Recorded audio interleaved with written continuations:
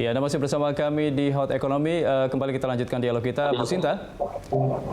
Bu Sinta, di tengah pandemi saat ini kira-kira dari kacamata pelaku usaha, potensi komoditas apa lagi yang bisa menjadi atau bisa diekspor ke luar negeri? Karena tadi disampaikan oleh Pak Hasan, kita masih fokus ke kopi, otomotif dan juga makanan olahan. Nah, apakah ada komoditas lain yang bisa diekspor gitu?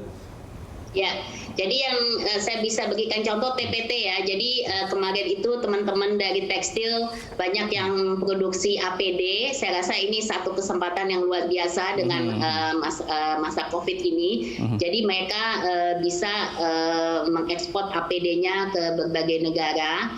Nah, cuman saya melihat juga mungkin ada kesempatan nantinya untuk produk-produk yang berhubungan dengan kesehatan ya, karena dengan situasi COVID tentu saja itu akan menjadi semakin meningkat.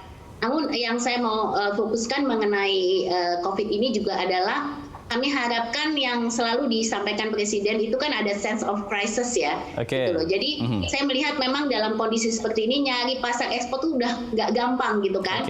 Nah, mohon juga dari pemerintah bisa membantu supaya justru perizinan ini bisa difasilitasi gitu, dipercepat. Nah, ini kita punya kendala nih, sekalian saya lapor Pak Hasan.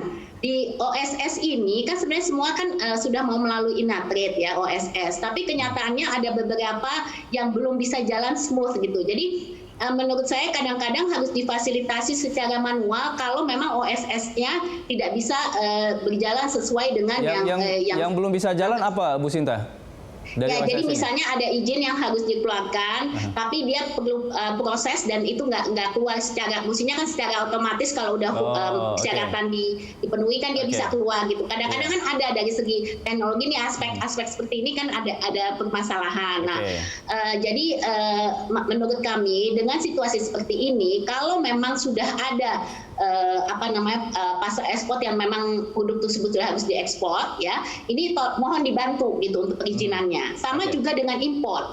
Mungkin pemerintah banyak melihat impor itu, wah jangan kita mau mencoba mengendalikan impor, tapi kan impor bahan baku itu nggak bisa dikendalikan. Kalau kita impor bahan bakunya susah, dengan sendirinya akan impact kepada ekspor gitu. Jadi mungkin izin nomor satu, saya mohon bahwa di dalam masalah COVID ini terutama, dan perizinan ini bisa lebih difasilitasi gitu. Jadi saya tahu sistem sudah ada, tapi kadang-kadang tidak bisa berjalan gitu sesuai harapan. Jadi ini mungkin perlu difasilitasi secara manual dan koordinasi antar kementerian ya. Kadang-kadang kita untuk ekspor itu kan perlu juga import bahan bakunya perlu perizinan, misalnya perizinan dari kementerian tertentu gitu. Nah ini kadang-kadang bukannya hanya di perdagangan urusannya kan, ada di kementerian lain. Nah ini semua harus ada keinginan untuk membantu lah, memfasilitasi. Oke, baik Bu Sinta. Ini nampaknya masalah semua yang muncul dari Bu Sinta ini. Tapi mudah-mudahan ada solusinya Bu Sinta ya. Nah, karena saya mau tambahin satu dong. Satu ada lagi, singkat saja Bu Sinta. Saya rasa walaupun dengan permasalahan yang ada, memang peluangnya ya tadi disampaikan peluang itu kan besar, ya kan. Nah jadi menurut saya dengan adanya kesempatan di mana juga masa COVID ini banyak yang dependensi daripada China, dari Tiongkok itu kan mau dialihkan gitu. Nah ini memang kesempatan buat Indonesia. Jadi kalau ditanya peluang itu ada gitu, tapi kita harus bebenah. Makanya saya selalu mengatakan ini Omnibus Law ini harus cepat untuk bisa segera dikonfirmasi oleh DPR ya, diratifikasi DPR supaya kita tetap segera bisa jalan untuk memperbaiki investasi kita. Ya baik, Bu Sinta, saya beralih ke Mas Fitra. Mas Fitra, tanggapan Anda mungkin masukan kepada pemerintah agar kita bisa terus berbenah dan bisa menangkap atau memaksimalkan peluang-peluang di tengah pandemi ini. Ya Mas Andra, jadi kalau kita lihat selama pandemi ini instrumen terutama fiscal stimulus itu kan masih mandek ya. Tetapi saya melihat justru instrumen non-fiskal yang selama ini jalan Kementerian Perdagangan, seperti misalnya ya tanggal 8 April ya, yang kemudian didorong oleh Presiden juga ketika ada peraturan Presiden tentang penataan dan penyederhanaan perizinan impor, kemudian ada beberapa hal-hal lain terkait dengan relaksasi impor bahan baku yang tadi disampaikan oleh Bu Sinta. Itu secara linear itu memiliki dampak positif juga ya terkait dengan geliat industri. Kita melihat di bulan April sampai ke bulan Mei, bahkan sampai ke bulan Agustus kita sudah masuk masa ekspansi di PMI misalnya. Nah ini adalah hal-hal intervensi non fiskal ini sebenarnya merupakan hal yang efektif dan seharusnya lagi didorong oleh Kementerian Perdagangan. Saya rasa dalam konteks ini Kementerian Perdagangan sudah all out ya untuk kemudian mendorong ini. Tinggal bagaimana kementerian. Oke, baik Mas Fitra, ini closing statement dari Pak Hasan.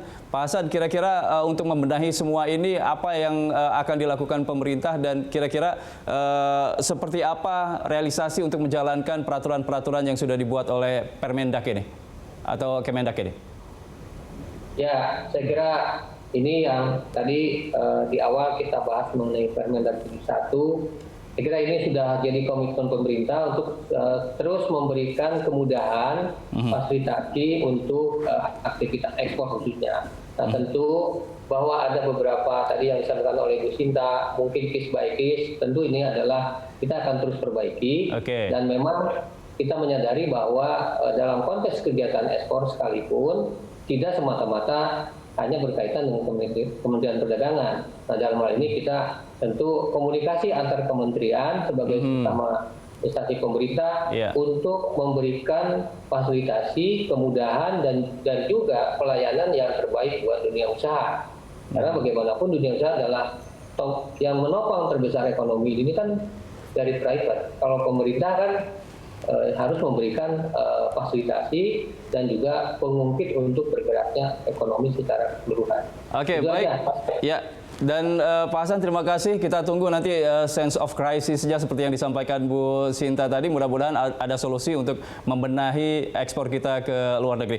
Baik, sampai di sini kebersamaan kita dalam Hot Economy. Anda bisa mengirimkan informasi dan saran ke email kami di redaksi@berita1.tv atau follow kami via Twitter, Facebook, YouTube, dan Instagram. Saya Andra Lesmana mewakili seluruh kerabat kerja yang bertugas undur diri. Terima kasih. Sampai jumpa.